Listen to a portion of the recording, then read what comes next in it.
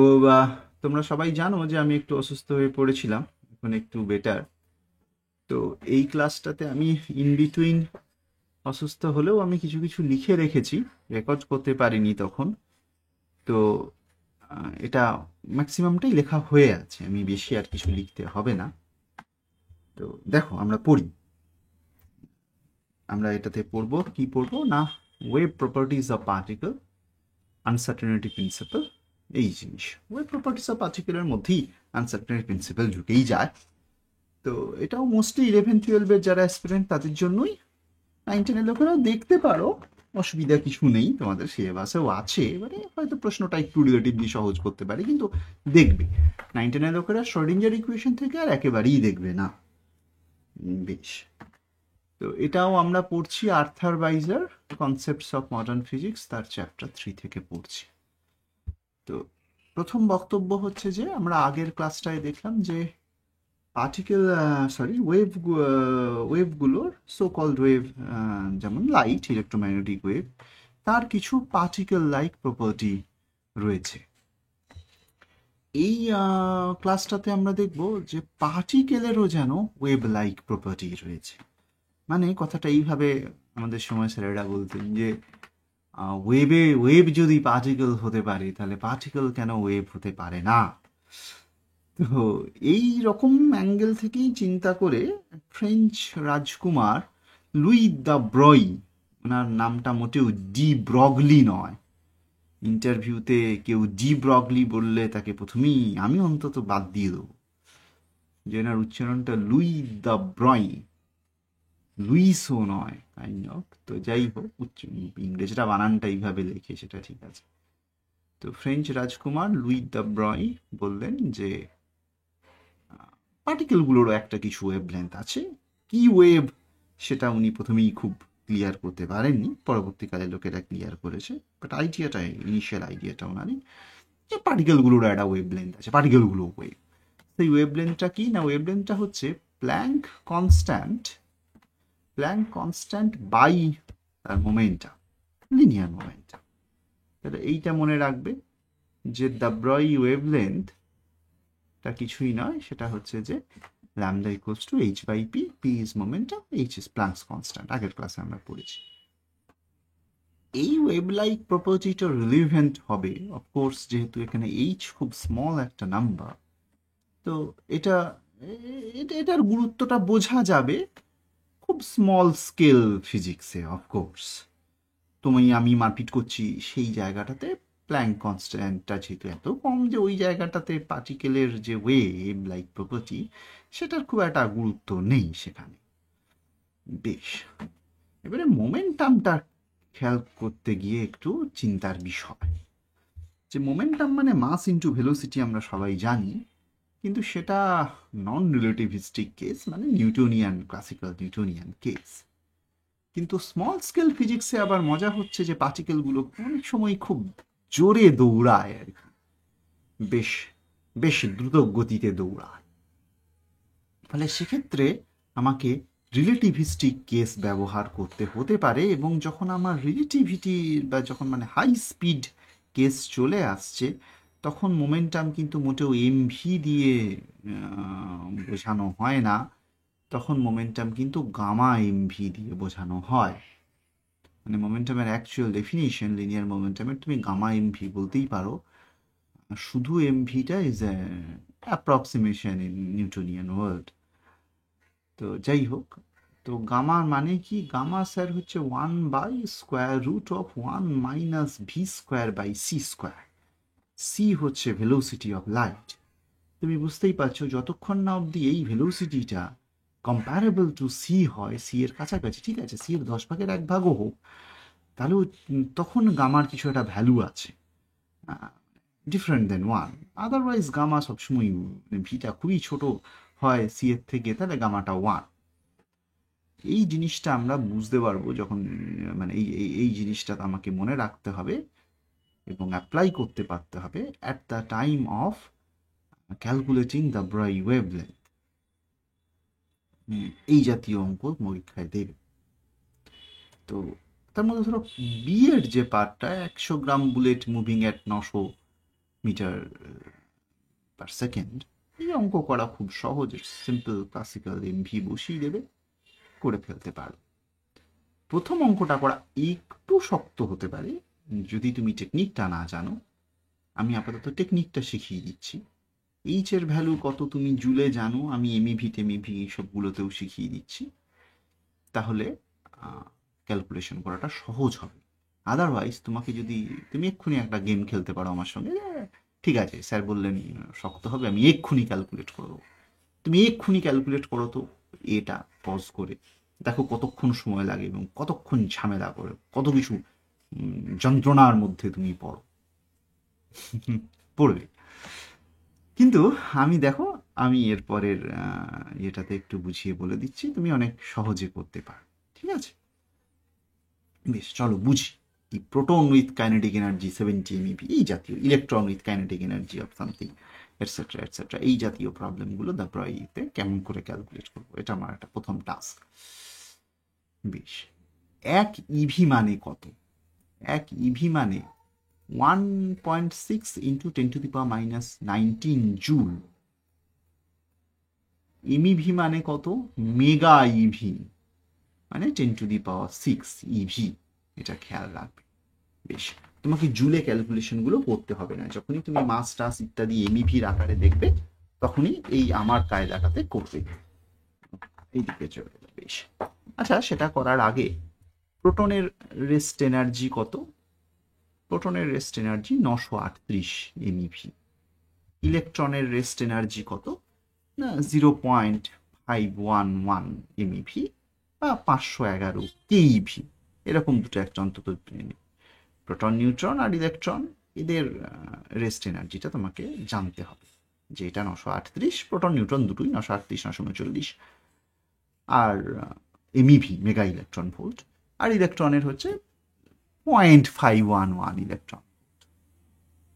বেশ, আচ্ছা তাহলে একটা প্রোটনের যদি কাইনেটিক এনার্জি থাকে 70 MeV, সেটাকে কি আমি রিলেটিভিস্টিক রেঞ্জে ফেলবো না নন রিলেটিভিস্টিক রেঞ্জে ফেলবো? এইটা তোমার প্রথম চিন্তার বিষয়, যে 70 MeV প্রোটন বললে আমি কোনটা ইউজ করব।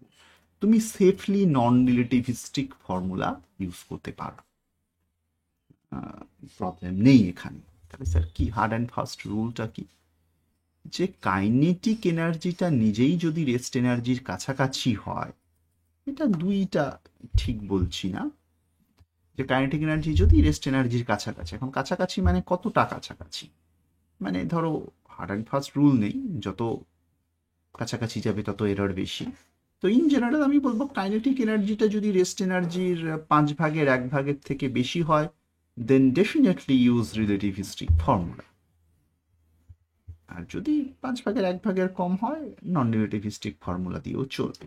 স্যার নন রিলেটিভিস্টিক ফর্মুলা কি স্যার সব জুলে কনভার্ট করে টোরে করতে পারো? হবে, করতেও পারো, কিন্তু একটু বেশি জটিল হবে, আমি একটু বুঝিয়ে দিচ্ছি। তো যাই হোক, এটাও আমরা একটা হোমওয়ার্ক করব, যে the ব্রয় wavelength for electron with kinetic energy 300 keV, ইলেকট্রনের কাইনেটিক এনার্জি 300 keV, এবং আমরা এখানে এটা জেনে নেব যে ইলেকট্রনের রেস্ট এনার্জি হয় 511 keV। ফলে তোমাকে রিলেটিভিস্টিক ফর্মুলাই ইউজ করতে হবে, কিচ্ছু করার নেই, এটা মনে রাখবো।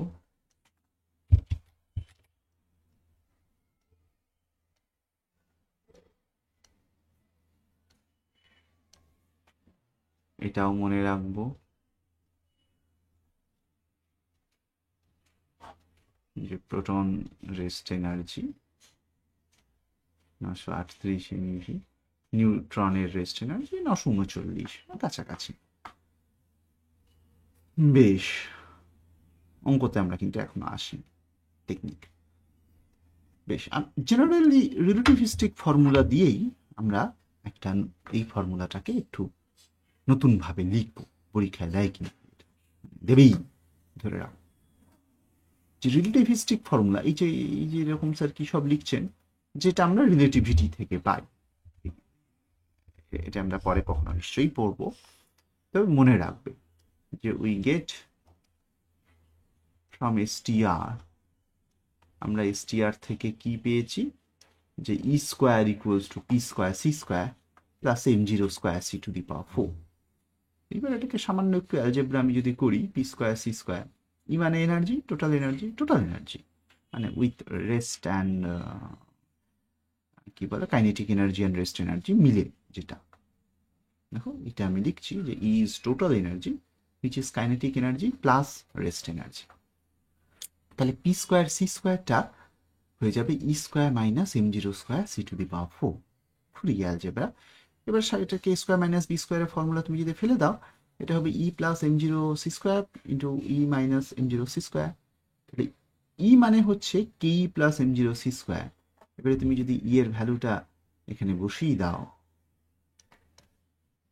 এখানে আর এখানে, তাহলে তুমি পাবে যে kinetic energy plus M zero C square plus M zero C square, আবার E minus M zero c স্কোয়ারটা হচ্ছে আবার শুধু কাইনেটিক এনার্জি।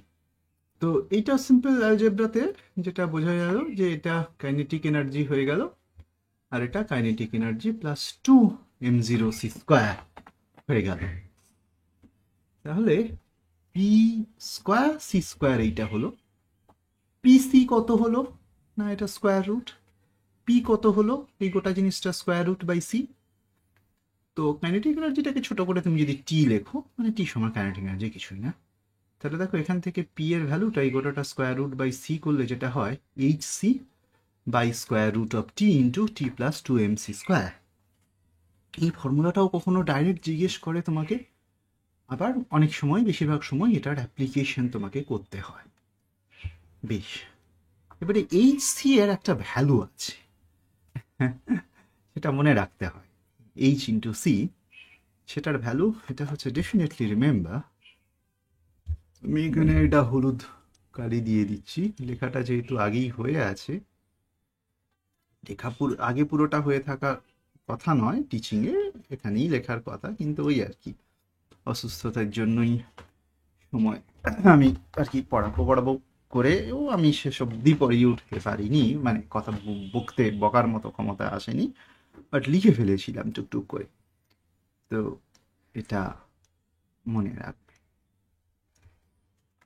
বেশ, কি মনে রাখবে না এইচ ইন্টু সি তার ভ্যালুটা 1240 এমইভি ড্যাশ ফেমটোমিটার।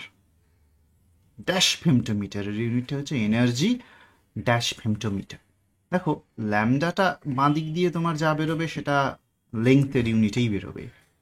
সো তুমি যদি 1240 এমইভি ফেমটোমিটার ইউজ করো, আর এই টি এবং এমসি স্কোয়ার সবই যদি এমইভিতে ইউজ করো, মেগা ইলেকট্রন ভোল্ট। কেন স্যার এমইভি ইউনিটটা এত ইম্পর্টেন্ট? দেখো কাইনেটিক এনার্জি মানে rest energy of electron and proton can be expressed in MeV. Proton হচ্ছে 938, নিউট্রন 939 অ্যাপ্রক্স, ইলেকট্রন 0.511, সব মেগা ইলেকট্রন ভোল্ট। তাহলে আমি এইচসিটাকেও মেগা ইলেকট্রন ভোল্টে ইউজ করবো। আর ফেমটোমিটার 1240 লিখছি, আমি যদি বাঁদিকের ল্যামডাটা ফেমটোমিটার হিসেবে পেতে চাই, so I use 1240 MeV femtometre. তুমি যদি অ্যামস্ট্রং আকারে পেতে চাও, অফকোর্স ফেমটোমিটারের থেকে 5 ঘর কম হচ্ছে অ্যামস্ট্রং, তাহলে 1240 এমইভি ফেমটোমিটার তুমি 5টা ঘর পিছিয়ে দাও, একটা শূন্য, একটা দশমিক পিছিয়ে দাও 124, দুটো দশমিক পিছিয়ে দাও 12.40, তিনটে পিছিয়ে দাও 1.2 পর্যন্ত, চারটে পিছিয়ে দাও 0.1, 5টা পিছিয়ে দাও 0.01, 5 ঘর পিছিয়ে গেলে 0.0124 এমইভি অ্যামস্ট্রং। তুমি এটা পিকোমিটারেও যদি কখনো প্রয়োজন হয়, পিকো মানে 10⁻⁻12, তাহলে 3 ঘর পৌঁছাবে, সেই এক্সাম্পলও আমরা করব।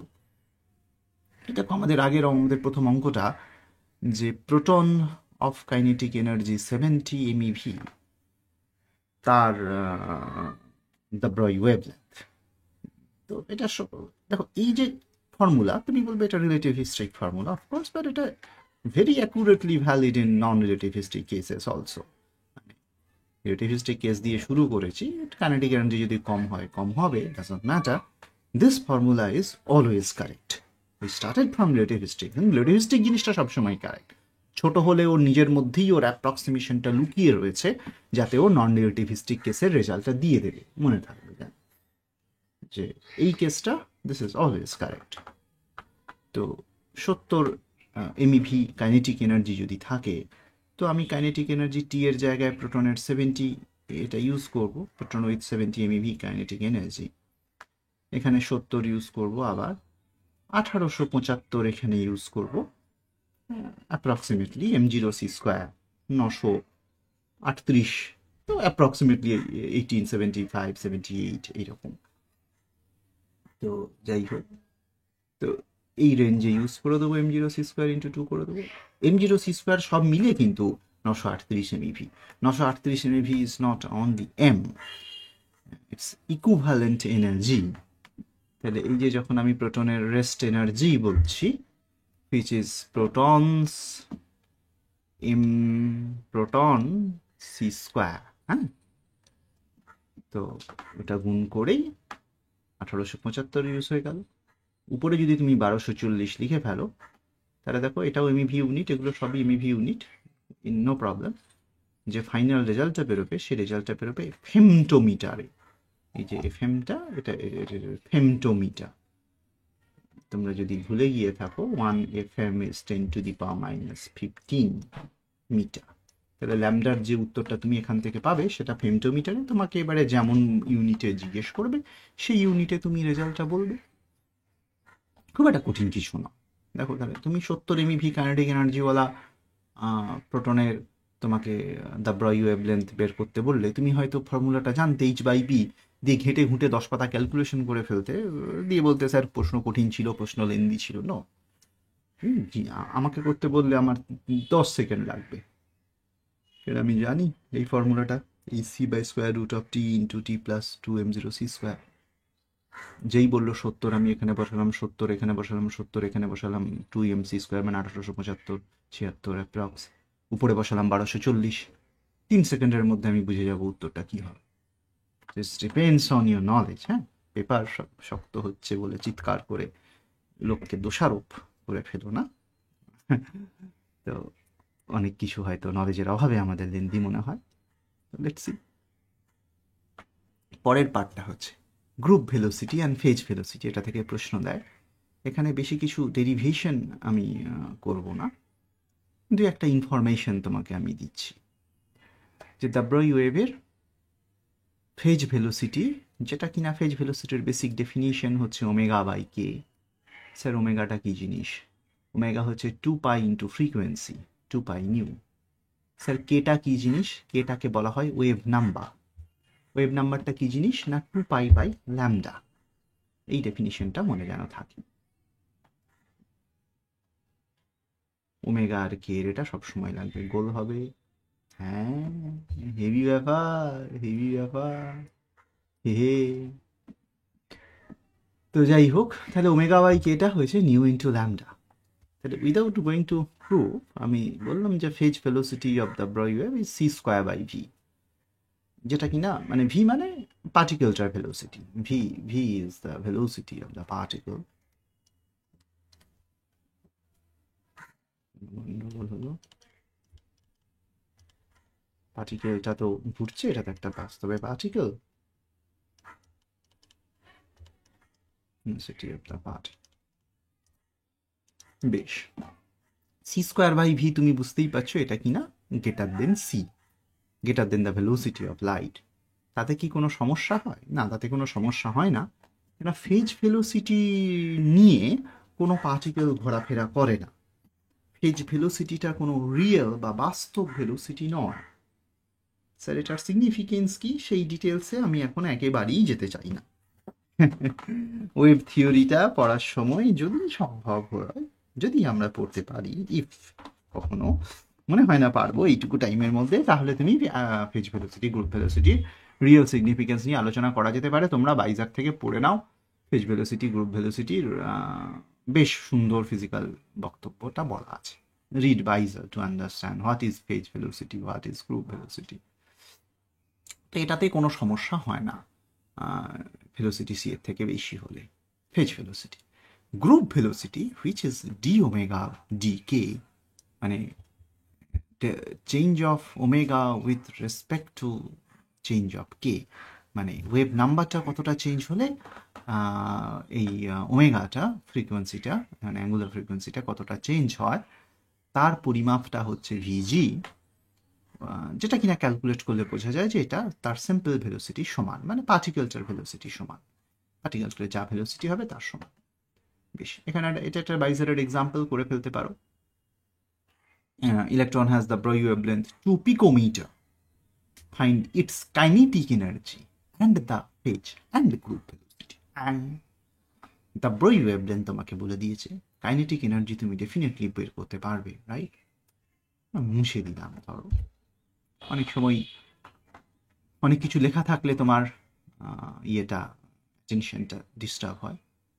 তো ওয়েভলেন্থ তোমাকে পিকোমিটারে বলে দিয়েছে, তুমি এইচসি এর ভ্যালু জানো ফেমটোমিটারে, পিকোমিটারে বের করে ফেলাটা কোনো সমস্যাই নয় তোমার পক্ষে, তুমি এমনি করে ফেলবে। তো একটু দেখতে পড়তে, এটা বাইজার এক্সাম্পল। যাই হোক, চলতে আমরা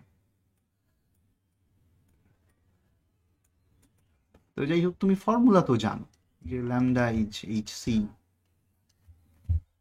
ইন্টু টি টি প্লাস 2m0c স্কোয়ার। তাহলে এখান থেকে তুমি টিটা বের করতে পারবে না, টিটাই তো কাইনেটিক এনার্জি। এইচসি এর ভ্যালুটা তুমি 1240 এমইভি ফেরমি ফেমটোমিটার। তাহলে ফেমটোমিটার থেকে পিকোমিটারে আসতে গেলে 3 ঘর তোমাকে এগিয়ে আসতে হবে। এক ফেম 10⁻⁻15 আর এক পিএম হচ্ছে 10⁻⁻12। তাহলে 3 ঘর পৌঁছে এলে 124, 12.4, 1.240 এমইভি পিকোমিটার। ব্যাস, তাহলে এবারে ইউজ করে ফেলো, নো ইস্যুস। ল্যামডা হচ্ছে 2 পিকোমিটার বলেছে, এইচসি মানে 1.240, টিটা বের করতে হবে, টিটা জানা নেই। আর ইলেকট্রন বলেছে তার m0 কত, না মানে তার m0 c স্কোয়ার কত, না স্যার 0.511, তো অ্যাপ্রক্সিমেটলি 1 কত বলবো 51 মানে হচ্ছে যে কত 0.511, তাহলে 102, 1.02, এটা 1, রাফলি 1 ইউজ করে তুমি করতে পারো, সমস্যা নেই। তাহলে এখান থেকে ফাইন্ড টি বের করা খুব সোজা, এবং টি থেকে টি সমান তো হাফ অফ এমভি স্কোয়ার।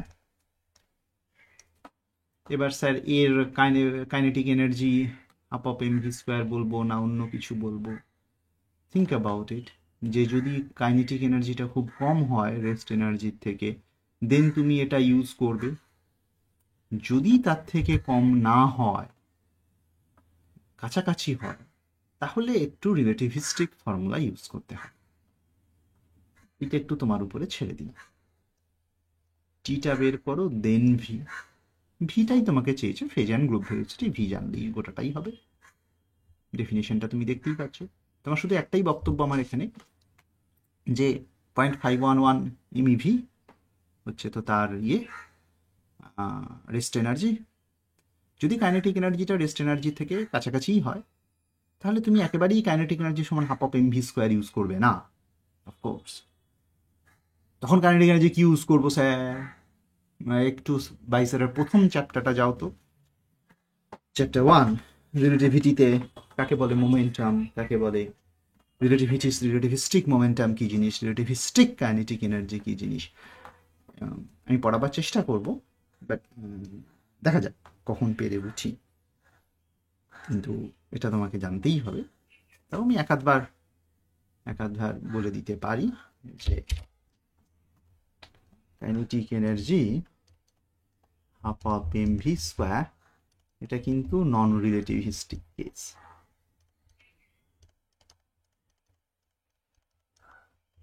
তাহলে কাইনেটিক এনার্জি রিলেটিভিস্টিক ডেফিনেশনটা কি? Total energy which is gamma mc square minus rest energy which is mc square, এইটা হচ্ছে রিলেটিভিস্টিক কেস।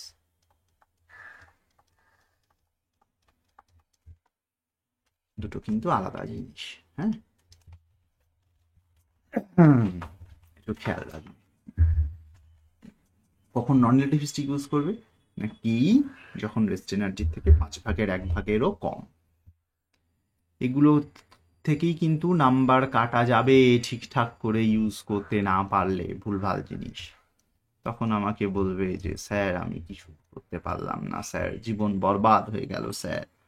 বসে বসে খেলা না দেখে একটু পড়াশোনা করো না। শুভমান গিলের century, double century, triple century হোক, তোমার আমার সার্ভাইভালে উনি হেল্প করবেন না, একটা ফুটো পয়সা দিয়েও করবে না। Forget about them, think about your self. বেশ,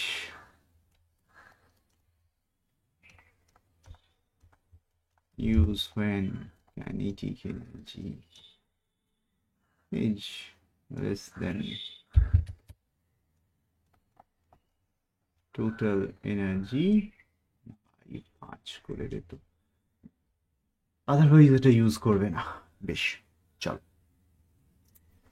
এই যে দাব্রয় ওয়েভলেন্থ নিয়ে এত কথা বললেন স্যার, যে পার্টিকেলেরও ওয়েভ রয়েছে, ওয়েভ লাইক প্রপার্টি রয়েছে, পার্টিকেলগুলোও যেন এক একটা wave. What type of wave it is, সেটা প্রথম প্রশ্ন। দ্বিতীয় প্রশ্ন, এই যে আদৌ এই যে ল্যামডা ফ্যামডা এত সব ফর্মুলা টর্মুলা কষে ফেললেন, এত কিছু অঙ্ক কষলাম, এই যে বক্তব্যটা রেখেছিলেন, এই বক্তব্যটার প্রুফ কি? এক্সপেরিমেন্টালি প্রুফ না হওয়া অবধি তোমার কোনো হাইপোথেসিস যতই বিউটিফুল হোক না কেন, তোমার কোনো পস্টুলেট দেখতে যতই সুন্দর মনে হোক না কেন, সেই পস্টুলেটটা কিন্তু আমরা ফিজিসিস্টরা, বা আমি ফিজিসিস্ট নিজেকে বলছি না, মানে ফিজিসিস্টরা সেটাকে পাত্তা দেবেন না, নেভার। তো এটার একটা এক্সপেরিমেন্ট হয়েছিল, সেই এক্সপেরিমেন্টের নামটা হচ্ছে ডেভিশন জার্মার এক্সপেরিমেন্ট। কি ভয়ানক নাম, ডেভিশন জার্মার এক্সপেরিমেন্ট। এক্সপেরিমেন্টটা বুঝতে হবে, খুব সহজ জিনিস নয়। এইরকম কোনো একটা সোর্স রয়েছে, যে সোর্সটা থেকে ইলেকট্রন বেরোচ্ছে, ঢাই ঢাই ঢাই ঢাই ঢাই ঢাই ঢাই করে ইলেকট্রনের স্রোত। সোর্স থেকে কি বেরোচ্ছে না, ইলেকট্রনের স্রোত বেরোচ্ছে, লটস অফ ইলেকট্রনস। সেই ইলেকট্রনটা পড়ছে কোথায় না, এখানে একটা নিকেল ক্রিস্টাল রয়েছে। ক্রিস্টাল মানে এমনি আর কি, ক্রিস্টালাইন আমার ফার্স্ট, মানে পিরিয়ডিক জিনিস হলে ক্রিস্টাল, নন পিরিয়ডিক ইরেগুলার হলে অ্যামরফাস। তো এটা একটা ক্রিস্টালের মতো রয়েছে, নিকেল দিয়ে এইখানে ইলেকট্রনগুলো এসে ধাক্কা মারছে, ধাক্কা মেরে বহু দিকে এদিক ওদিক ছড়িয়ে পড়ছে, স্বাভাবিক। আচ্ছা, আছে ইলেকট্রনের স্রোত, ধাক্কা মারলে ইলেকট্রন খুব হালকা জিনিস, ইলেকট্রন এদিক ওদিক ছড়িয়ে পড়বে। এবার এখানে একটা ইলেকট্রন ডিটেক্টর, এখানে একটা ডিটেক্টর রয়েছে। ডিটেক্টর কথাটা কেবল ভিতরে লেখাটায় ভালো, কেন সোর্সটা ওখানে লিখেছি, একটু কায়দা করে ডিটেক্টর। তো এই ডিটেক্টরটা এদিক ওদিক ঘুরে বেড়াতে পারে আর কি, ডিটেক্টরটা এক জায়গাতে ফিক্স নেই। Detector can move and detect যে কোন জায়গায় ইলেকট্রন পাওয়া যাচ্ছে। দেখা গেল যে সব থেকে বেশি ইলেকট্রন এই সোর্স আর ডিটেক্টরের মধ্যে যখন 50 ডিগ্রি অ্যাঙ্গেল তখন পাওয়া যাচ্ছে। এবং নিকেল ক্রিস্টালটার সঙ্গে তুমি যদি একটা লম্বালম্বি পারপেন্ডিকুলার ড্র করো, তাহলে এটা 25 ডিগ্রি, এটা 25 ডিগ্রি, ঠিক ওই লাইটের রিফ্লেকশনের মতো একটা ব্যাপারে এই জায়গায় একই সমান কোণে এরকম করে সুন্দর ইলেকট্রনটা বেশি বেশি, সব থেকে বেশি ইলেকট্রন এখানে পাওয়া যাচ্ছে। এখানে 65 ডিগ্রি অ্যাঙ্গেল থাকছে, এখানে 65 ডিগ্রি অ্যাঙ্গেল থাকছে। এটার এক্সপ্লানেশন কি, যে যদি ভিতরে কিছু ইন্টারাকশন বা কিছু ঘটনা না ঘটে, তাহলে একটা নির্দিষ্ট অ্যাঙ্গেলে পাওয়ার যাওয়া সম্ভব নয়। যদি কিছু একটা ঘটছে, তাহলেই একটা নির্দিষ্ট অ্যাঙ্গেলে পাবো, এই হোপসো। তো এইটা করতে গিয়ে আমরা দেখলাম যে আচ্ছা ঠিক আছে, এটা ইলেকট্রনটাকে একটা ওয়েভ হিসাবে ধরে দেখি না, কেননা দেখে এটাকে বেশ লাইটের মতো লাগছে, যে জাস্ট লাইট যেন এসছে, রিফ্লেকশন হয়ে যাচ্ছে। রিফ্লেকশন এখানে, এটা this is not a mirror, ফলে এর ভিতরের যে রিফ্লেকশন সেটা actually not a reflection, it's a complicated refraction, it's called diffraction. ওয়েভের ইন্টারফিয়ারেন্স, ডিফ্র্যাকশন তোমরা পড়েছো। তো এর ভিতরে যেন লাইটের ডিফ্র্যাকশন হচ্ছে। তো এক্স রে ডিফ্র্যাকশনের থিওরি রয়েছে, সেটা আমি পড়াইনি, বাট বেসিক থিওরিটা হচ্ছে ইন ল্যামডা সমান ডি সাইন থিটা, তো এটা কিছু না, এটা ডিফ্র্যাকশন ফর্মুলা থেকে চলে আসে। তো থিটাটা এখানে 65 ডিগ্রি যদি আমি ধরে নিই, স্যার এক্সরে ডিফ্রাকশনে একটা 2 ছিল না? হ্যাঁ সেটা ছিল, বাট ঠিক আছে, সেই ডি আর এই ডি ধরে নাও একটু আলাদা। ও এই জায়গাটা একটু ভুল বলছে, মানে একটু ভুল বলতে যাচ্ছিলাম যে এই ডি ওই ডি একই নয়, টেকনিক্যালি দুটো সেমান ডি।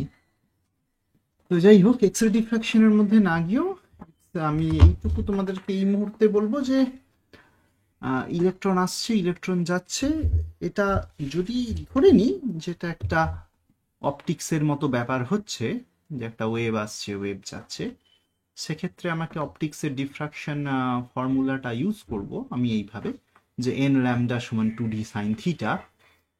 এইটা নিয়ে পরে আরেকবার কখনো নিশ্চয়ই বলবো। তো এখানে একটা জায়গাতেই পিক পাওয়া যাচ্ছে, সেটাই একটা জায়গাতেই বেশি ইলেকট্রন পাওয়া যাচ্ছে, ফলে এন সমান 1 ধরে নেওয়াটাই যুক্তিসঙ্গত। তাহলে তোমার ফর্মুলাটাতে lambda equals to 2d sine theta পড়ে যাবে। এবারে ডি এর ভ্যালুটা তুমি যদি একটু এদিক ওদিক করে মানে আমাকে বিশ্বাস করে ফেলো, আমাকে জানা দরকার নেই, যে এখানকার যে ডি সেটা অ্যাকচুয়ালি ক্রিস্টালের দুটো লেয়ারের মধ্যে ইন্টার লেয়ার সেপারেশন। মানে ধরো এরকম একটা লেয়ার রয়েছে, আবার এরকম একটা আবার এরকম একটা লেয়ার রয়েছে। তো এই ডিটা হচ্ছে নাথিং বাট এই যে দুটো লেয়ার, সেই লেয়ারটার সেপারেশন হচ্ছে ডি, এইটা হচ্ছে ডি। আবার এটার সঙ্গে এটা, এই দুটো লেয়ার সেপারেশন, এটাও হচ্ছে ডি। লাইট যেন এরকম করে এলো, এরকম একটা প্রথম লেয়ারটা থেকে চলে গেল, আবার লাইট এরকম এলো দ্বিতীয় এরকম একটা লেয়ার থেকে চলে গেল। সে এই দুটোর মধ্যে যে ফেজ ডিফারেন্স সেটা 2d সাইন থিটা হয়, সেটা একটু কায়দা করে ক্যালকুলেট করা সম্ভব হয়। এখানে যেটা দেখছি সেটা অ্যাকচুয়ালি তোমার চোখ দিয়ে তুমি যেটা দেখছো, সেটা দেখছো actually interference between this two waves, এটা তোমার চোখ ধরে নেওয়া যেতে পারে। তো এই দুটো লেয়ার, এই দুটো দিস টু ওয়েভস ইন্টারফেয়ার্স, এটা ইন্টারফেয়ার করে, এবং এদের মধ্যে যে পাথ ডিফারেন্সটা থাকে সেটা 2d সাইন থিটা হয়। সেটা ক্যালকুলেট করা চুটকি কা কাম, এটা কঠিন কিছু ব্যাপার নয়। এইটাকে একটু দূরে বাঁদিকে ঠেলে দিলেই জায়গাটা বেরিয়ে আসবে।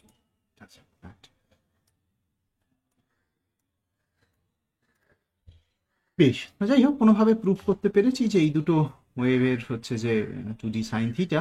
তো সেই 2d সাইন থিটা সমান ল্যামডা, ফলে এটাকে কমপ্লিটলি দেখো এই স্ট্রাকচারে, মানে এই ক্যালকুলেশনটাতে আমি ইলেকট্রনটাকে ওয়েভ ধরে নিচ্ছি, বা ধরে নিচ্ছি কোনো একটা হাইপোথেটিক্যাল কোনো একটা ওয়েভ এসে যদি এই ডিফ্রাকশন প্যাটার্নটা তৈরি করে, তাহলে সেই ওয়েভটার ওয়েভ লেন্থ কত হবে? সেই ওয়েভটার ওয়েভ লেন্থ হবে 0.165 ন্যানোমিটার। হ্যাঁ, এই ফর্মুলাতে তুমি জি এর ভ্যালুটা বসিয়ে দিলে, থিটার ভ্যালুটা বসিয়ে দিয়ে এটা পেলে। মানে হচ্ছে তুমি যদি 0.165 ন্যানোমিটার ওয়েভ লেন্থের কোনো ওয়েভ দিয়ে এটাকে ইন্টারফেয়ার করতে, তুমি ঠিক এইখানেই পিকটা পেতে।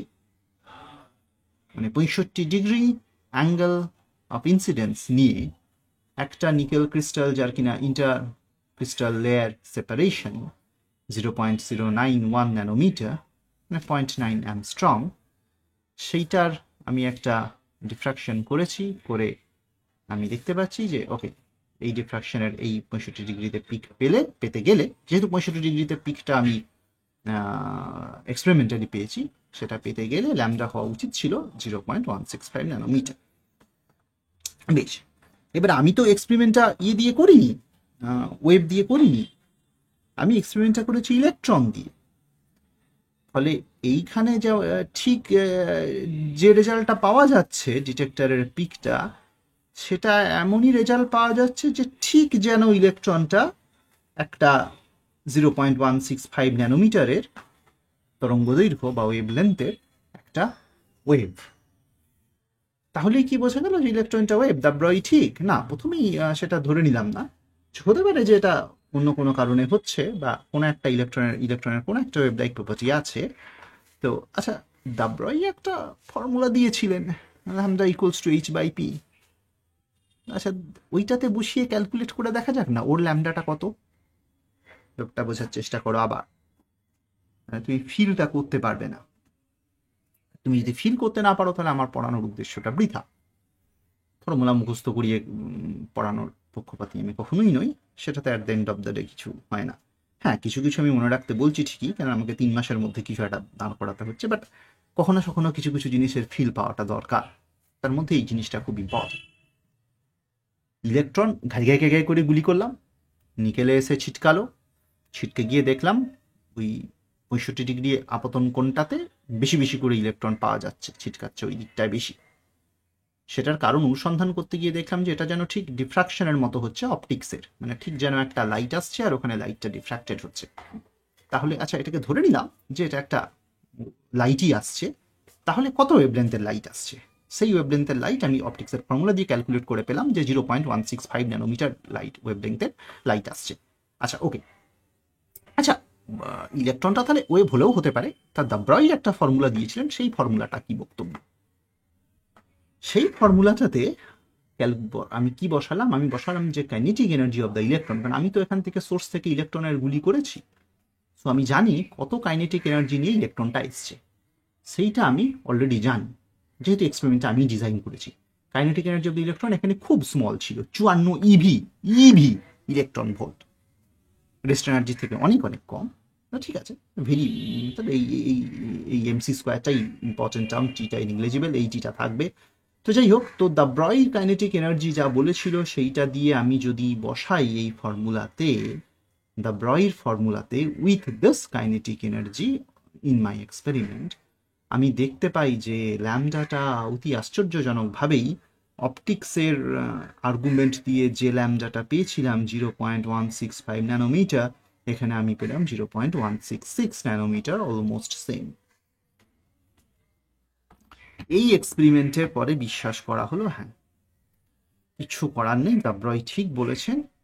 ইলেকট্রনটা ক্রিস্টালের মধ্যে যখন ডিফ্র্যাক্টেড হচ্ছে তখন ইলেকট্রনটা একটা ওয়েভের মতো ব্যবহার করছে, ঠিক যেন ওটা একটা লাইট, সেই ওয়েভের মতো ব্যবহার করছে, এবং সেই ওয়েভের যে ওয়েভ লেন্থটা ওর মতো ব্যবহার, মানে কত ওয়েভ লেন্থের ওয়েভের মতো ব্যবহার করছে না স্যার, দ্য ব্রয় ফর্মুলা অনুযায়ী যত ওয়েভ লেন্থ হওয়ার কথা ছিল সেই ওয়েভ লেন্থের ওয়েভের মতোই ও ব্যবহারটা করছে। So de Broglie stands, de Broglie চিরকালই স্ট্যান্ডস। তো যাই হোক, তো এই হলো ডেভিশন জার্মার এক্সপেরিমেন্টের গল্প। এরপর আমি তোমাকে কয়েকটা ছবি ছাপা দেখাচ্ছি, কয়েকটা কঠিন কিছু নয়, অঙ্ক কিছু নেই, ঘটনাটা কিরকম। এরপরের পাঁচটা হচ্ছে double slit experiment with bullets. Think about it. Quantum ফিল্ডটা সহজে আসবে না, ইন ফিউচার যদি কখনো আসে। খাচ্ছি, যাচ্ছি, ঘুমাচ্ছি, মস্তি করছি, পেপার পড়ছি, আচ্ছা ঠিক আছে, দেখো না মজা। ধরো এখান থেকে তুমি ঢাই ঢাই ঢাই করে বুলেট গুলি চালাচ্ছ, তোমার সামনে একটা ছিদ্র রয়েছে, সেই ছিদ্র দিয়ে বুলেটগুলো এখানে এসে পড়ছে। তো খুব স্বাভাবিকভাবেই তুমি বুলেটগুলো এই ছিদ্রের সোজাসুজি যে জায়গাটা, এইখানটাতেই একটু বেশি পরিমাণে বুলেটগুলো ম্যাক্সিমাম পড়বে। কিছু কিছু বুলেট একটু সাইডে সরে যাবে, একদম সরাসরি এখানে একটু ধাক্কা খাবে, একটু নড়ে যাবে, একটু চলে যাবে। দুই একটা একটু বেশি ডিফ্র্যাক্টেড হয়ে এই দিকেও পড়বে একটু নড়ে চড়ে গিয়ে, খুব কম, খুব রেয়ার এক আধটা। বাস most will peak here, it's will be a Gaussian. Experiment করে দেখা যায়, বুলেট ছুঁচো, এবারে যদি তুমি এইখানের স্লিটটা, এইখানে ছিদ্রটা বন্ধ করে একটু নিচে এই ছিদ্রটা খোলো, দিয়ে গুলি চালাও, সেখানেও ম্যাক্সিমাম এই ছিদ্রে সরাসরি পড়বে, আর কিছু এদিক ওদিক সরে পড়বে, ইট উইল বি আ গৌসিয়ান। তুমি যদি দুটো ছিদ্রই খুলে গুলিটা চালাও তো বুঝতেই পারছো এই দুটোর যোগফল যা হওয়া উচিত এই মাঝামাঝি জায়গায় এটারও পিক ছিল, এই মাঝামাঝি জায়গায় এটারও পিকের থেকে একটু সাইডে ছিল, তো এই দুটো পিক যোগ করে এই মাঝামাঝি জায়গাটাতে ম্যাক্সিমাম পিক, এইখানটাতেও প্রচুর, এইখানটাতেও প্রচুর, এই দূরে মানে এই অঞ্চলটাতে ম্যাক্সিমাম পড়বে, সাইডের দিকে অল্প স্বল্প দু চারটা করে গিয়ে একটা গসিয়ান পিক পাবে, মানে এইখানটাতেই ম্যাক্সিমাম বুলেট গুলো এসে পড়বে, ওই সেইকে দু চারটা। It's a bullet experiment, large macroscopic experiment, খুব একটা কঠিন কিছু নয় ব্যাপারটা, মানে আইডিয়াটা করতে পারো। এই এক্সপেরিমেন্টটা তুমি যদি ওয়েব দিয়ে করো, এখান থেকে একটা ওয়েভ আসছে, লাইট, একটা স্লিট ওপেন হলে এরকম একটা পিক পাবে, এরকম যেই জায়গাটাতেই লাইট ইন্টেন্সিটিটা বেশি থাকবে সাইডে ফেড হয়ে যাবে। এটা খোলা থাকলে এইখানটাতে বেশি হবে পিকটা, এইখানটাতেই দেখতে পাবে লাইটটা বেশি, ফেড হয়ে অন্ধকার হয়ে যাবে দুপাশে খুব দ্রুত। বাট দুটো যদি একসাথে খোলো, লাইট কিন্তু ইন্টারফেয়ার করবে, এটা ইন্টারফেয়ারেন্স। তখন যে লাইটটা দেখতে পাবে সেই লাইটটা কিন্তু ফ্রিঞ্জেস দেখতে পাবে, মানে dark fringe, bright fringe, dark fringe, সেন্ট্রালে অফকোর্স একটা ব্রাইট, তার পাশে একটুখানি অঞ্চল অন্ধকার, তার পাশে আবার একটু অঞ্চল ব্রাইট, তার পাশে আবার একটু অন্ধকার, তারপর আবার একটু ব্রাইট, এই করে ব্রাইট অ্যান্ড ডার্ক ফ্রিঞ্জেস তুমি দেখতে পাবে। এটা এক্সপেরিমেন্ট করে দেখা যাক। দুটো যোগ করে যে ইন্টেন্সিটিটা হওয়া উচিত ছিল সেই ইন্টেন্সিটিটা হয় না, লাইটের ইন্টেন্সিটি এইভাবে অ্যাড হয় না, লাইটের অ্যাম্পলিটিউডটা অ্যাড হয়, ফেজ ডিফারেন্স থাকে, একে অপরকে নালিফাই করে দেয়, এ ওকে ক্যান্সেল করতে পারে। It's a wave property, light তো পার্টিকেল নয়, ওয়েভ, তো ওয়েভের প্রপার্টি অনুযায়ী ওর একটা ইন্টারফারেন্স। এইবার তুমি এই ডাবল স্লিট এক্সপেরিমেন্টটা তুমি ইলেকট্রন দিয়ে করছো, এখান থেকে বড় বড় বুলেটের গুলি না করে ক্ষুদ্র ক্ষুদ্র ইলেকট্রনের গুলি করছো, ছোট্ট ছোট্ট খুব ছোট্ট ইলেকট্রনের স্রোত। এটা খোলা থাকছে প্রথম স্লিটটা, এরকম একটা গসিয়ান পাবে, এই জায়গাটাতেই ম্যাক্সিমাম ইলেকট্রন পাবে, কোনো সমস্যা নেই। এটা খোলা আছে, এই জায়গাটাতে ম্যাক্সিমাম ইলেকট্রনটা পাবে, সমস্যা নেই। দুটোই যদি খোলা আছে, কিমাশ্চর্যম, যে ইলেকট্রন কিন্তু এখানে ঠিক যেন ইলেকট্রনটা একটা ওয়েভ, সেই অনুযায়ী ইলেকট্রনটার বিন্যাসটা পাবে, মানে ইলেকট্রনটারও দেখবে যে এখানটায় বেশি বেশি ইলেকট্রন মাঝখানে, কিন্তু ঠিক তার পাশেই একদম কম ইলেকট্রন যেন নেই, আর তার পাশে আবার ইলেকট্রন আছে, এইখানটায় বেশি বেশি ইলেকট্রন, ঠিক তার পাশে আবার এই মাঝখানটাতে ইলেকট্রন পড়ছেই না, মানে ইলেকট্রন নিজে জাস্ট ওয়েবের মতো বিহেভ করলো এই জায়গাটাতে। ফলে ইলেকট্রন স্যার কখন ওয়েবের মতো বিহেভ করছে, কখন ইলেকট্রন একটা পার্টিকেল, কখন ইলেকট্রন একটা ওয়েভ, এসব গুঁড়ো প্রশ্নের সমাধান করার এক্ষুনি দরকার নেই। ইলেকট্রনটা ওয়েবও নয়, ইলেকট্রন পার্টিকেলও নয়, ইলেকট্রনটা ইলেকট্রন। বেশ, ফ্রিঞ্জটা ইলেকট্রন নিজস্ব একটা ওয়েভ লেন্থ আছে, সো তুমি যদি এইটাকে খুব ছোট্ট, এই দুটো দুটো স্লিটের মধ্যে গ্যাপটা খুব কম রাখো, so electron will definitely interfere. হ্যাঁ, তুমি এখানে একটা 1 কিলোমিটার, এখানে একটা 1 কিলোমিটার পার্থক্য রেখে দিলে দুটো স্লিটের মধ্যে, so electron will not interfere, সেটা ইন্টারফেয়ার করবে, মানে সেটা will not be visible to your I. এটা যদি একদম ন্যানোমিটার রেঞ্জের গ্যাপ রাখি, সো এরকম ফ্রিঞ্জ আমরা রিয়েলি দেখতে পাই। ন্যানোমিটার রাখতে হবে না, মাইক্রোমিটারেও দেখতে পাই, ডিপেন্ডিং অন কিভাবে তুমি এটাকে তৈরি করতে পারছো। তো যাই হোক, এই হচ্ছে ডাবল স্লিট এক্সপেরিমেন্টের কিছু গল্প। স্যার এটা এতটা ভালো করে বুঝলাম না, কোয়ান্টাম মেকানিক্স প্রথমেই কিছু বুঝবে না, দীর্ঘ সাধনার প্রয়োজন। প্রাচীনকালে মুনি ঋষিরা তপস্যা করতেন, সাধনা করতেন, তপস্যা সাধনা ছাড়া কিছু পাওয়া যায় না। তো বুঝতে গেলে সাধনা করতে হবে, যদি কখনো বুঝতে চাও। তোমরা বুঝতে চাও না, চাকরি চাও, যারা চাকরি পেয়ে গেছো তারা শুধু চাকরিটা কোনোভাবে বাঁচাতে চাও, বাট সাধনা করার ইচ্ছা প্রায় কারোর নেই। তো যাদের আছে তারা ঠিক করবে, বাইজার থেকে পড়ো, ভবিষ্যতে এই পরীক্ষাটা মিটে গেলে তারপরে এসব নিয়ে আরো চর্চা হতে পারে। বেশ, এরপর আমরা এই এই এই গল্পটা ছেড়ে বেরিয়ে যাব। তো ইলেকট্রন মাঝে মাঝেই ওয়েভের মতো বিহেভ করে তাদের একটা ওয়েভলেন্থ রয়েছে, ইলেকট্রন শুধু নয় যে কোনো পার্টিকেল, সেটা হচ্ছে দ্য ব্রয় ওয়েভলেন্থ ফর্মুলা। এটাই আপাতত শিখলাম আমরা। বিভিন্ন রকম ছোটখাটো অঙ্ক করতে শিখলাম। টেস্ট আসতে চলেছে, টেস্ট টেকনিক্যালি আজকেই হওয়ার কথা ছিল, কিন্তু মাঝখানে আমার অসুস্থতার কারণে কিছু হয়ে ওঠেনি। তো যত তাড়াতাড়ি পারা যায় টেস্ট হবে। কবে হবে আই এম নট শিওর, কবের মধ্যে কমপ্লিট করতে পারবো সেটাও আমি শিওর নই। তবে আমি একটুখানি কোয়ান্টাম মানে শ্রোডিঞ্জার ইকুয়েশনটা অবধি পড়িয়ে দিয়ে তারপরে টেস্ট হবে। হোপফুলি মঙ্গলবার মধ্যে আমি শেষ করে দিতে পারবো, দেখা যাক। বেশ, আজকের পরে শ্রোডিঞ্জার ইকুয়েশন, অপারেটর, এখন অনেক কিছু বাকি, তবে ওগুলো অনেক তাড়াতাড়ি হবে। এইগুলো বোঝাতেই একটু সময় বেশি লাগে। চলো, কনসিকুয়েন্স অফ দ্য ব্রয় প্রিন্সিপাল। অনেক অনেক কনসিকুয়েন্স রয়েছে। সব থেকে সহজ একটা কনসিকুয়েন্সের কথা বলে দিই, যে ইলেকট্রন অরবিটিং অ্যারাউন্ড নিউক্লিয়াস। নিউক্লিয়াসের চারদিকে ইলেকট্রন ঘুরে বেড়াচ্ছে। বেশ, ঘুরে বেড়াক, কোনো সমস্যা নেই।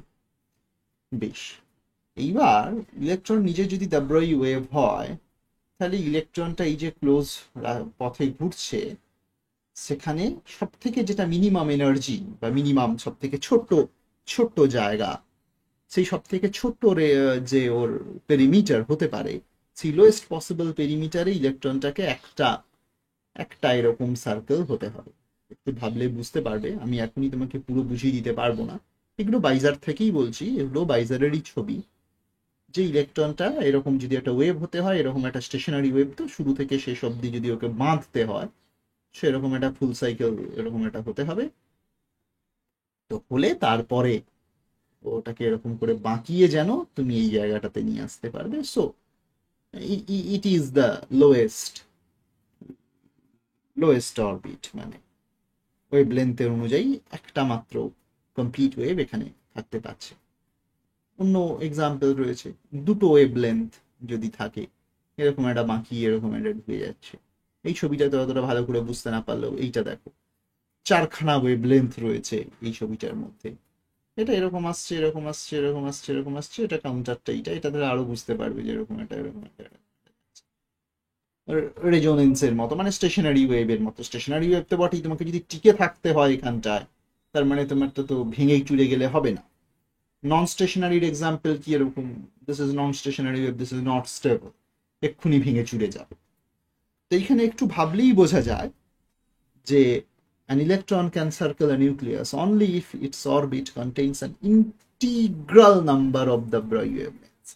মানে তার যে সার্কমফারেন্সটা, তার যে পরিসীমাটা, পেরিমিটারটা, সেই পেরিমিটারটা n ল্যামডা হতে হবে।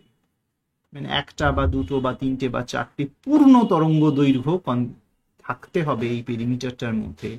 আদারওয়াইজ ফ্র্যাকশনাল হতে গেলে কিন্তু তুমি দেখবে এরকম ভেঙে চুরে যাবে। This is an unstable situation. তো এটা আমি লিখে দিতে পারি, দিস ইজ, উপরেই লিখে দিই, তাহলে আমি এটা লাল কালি দিয়ে, স্টেবল সিচুয়েশন, নন স্টেশনারি ওয়ে। স্যার এরকম নন স্টেশনারি স্টেশনারি বুঝি না, তো সামান্য একটু এইচএস এর বইটা ঘাঁটলেই হবে। তো যাই হোক, তো আমি পুরোটা ডিটেলে যেতে পারলাম না, এটা বোঝাতেও আবার একটা ক্লাস থেকে যাবে, বুঝতেই পারছো ক্লাস খুব কম। তো 2 পাই আর এন, এন এন কেন স্যার? না, আমি এখানে আর একটাই, কিন্তু আবার আর একটাও একটা নয়, তো ঠিক আছে। তো এখানে যেমন যেমন এন পরিবর্তন হবে, একটা পেরিমিটারে একটা তরঙ্গ দৈর্ঘ্য, একটা পেরিমিটারে দুটো তরঙ্গ দৈর্ঘ্য, একটা পেরিমিটারে তিনটে তরঙ্গ দৈর্ঘ্য, সেরকম ওর আলাদা আলাদা করে অরবিট, আলাদা আলাদা আলাদা আলাদা সাইকেল তৈরি হবে, মানে আলাদা আলাদা সার্কেল হবে, আলাদা আলাদা কক্ষপথ তৈরি হবে। একটা কক্ষপথে এত কিছু ঘটতে পারে না, একটা কক্ষপথে একটা ঘটনা ঘটবে। এটা একটা অরবিট, এটা আর একটা অরবিট, তো এটা আর একটা অরবিট, প্রত্যেককে এক একটা অরবিট। তো যাই হোক, তো এটা একটা জেনারেল ফর্মুলা ভাবা যেতে পারে। তাহলে ল্যামডা সমান এইচ বাই পি, এটা দ্য ব্রয় ওয়েভলেন্থ। তো ল্যামডা সমান এইচ বাই পি যদি তুমি, এটা এইরকম হয়ে গেল কি করে আমার, এটাও তো তো এই এন ল্যামডা সমান 2 পাই আর এন, আর ল্যামডা সমান যদি এইচ বাই পি ধরো, দ্য ব্রয় ফর্মুলাটা, না দ্য ব্রয় প্রিন্সিপালটা এগিয়ে ইলেকট্রনটা ওয়েভ হলে তবেই না এরকম কিছু, আদারওয়াইজ তো হবে না। ইলেকট্রনটাকে ওয়েভ কল্পনা করে নিয়ে এন ল্যামডা সমান 2πRn পেলাম ফর স্টেবল। এখানে আমি লিখতে পারি সেটা ডিস্টার্ব হচ্ছে, for stable orbits.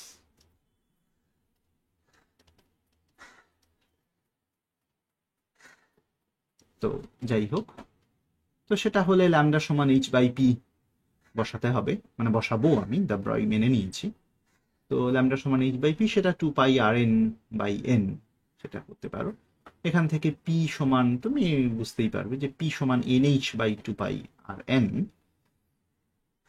R p মানে কি? p it's linear momentum mv। তো p এর সঙ্গে যদি rটাকে গুণ করে দাও, prn it's nothing but nh/2π, rnটাকে এদিকে নিয়ে নাও। তাহলে পিআরএনটা কি? পিআরএনটা হচ্ছে এই যে পিআরএন, পি মানে তো এমভি, সার্কুলার অরবিটি কল্পনা করেছি আমি। তো এটা যদি এমভি হয়, তার সাথে যদি আর গুণ করো, তাহলে m v r n which is nothing but angular momentum. তো আর এমভি আর এন এটা অ্যাঙ্গুলার মোমেন্টাম, এটা তুমি পেয়ে যাচ্ছ ডান দিকে nh/2π, which is what? Which is Bohr hypothesis. কি যে হলো স্যার?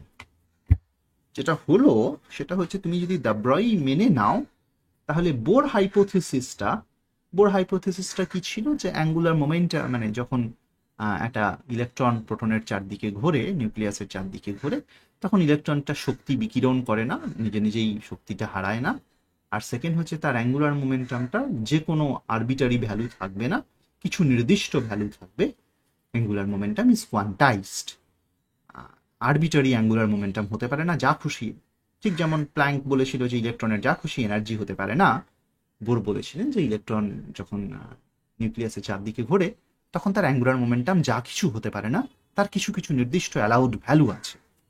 সেই অ্যালাউড ভ্যালুগুলো ছিল nh/2π, মানে n মানে 1 2 3 4 5 6, মানে বোর মানে প্ল্যাঙ্কস কনস্ট্যান্টটাকে 2π দিয়ে ভাগ করলে একটা সংখ্যা পাওয়া যায়, তার ইন্টিজার মাল্টিপল, মানে h/2π, 2h/2π, 3h/2π, 4h/2π, 5h/2π, এই ভ্যালুগুলো হবে